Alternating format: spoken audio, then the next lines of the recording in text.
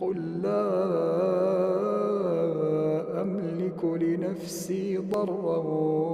ولا نفعا إلا ما شاء الله لكل أمة أجل إذا جاء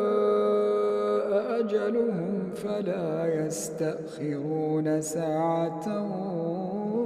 ولا يستقدمون قل أرأيتم إن أتاكم عذابه بياتا أو نهارا ماذا يستعجل منه المجرمون ثم إذا ما وقع آمنتم به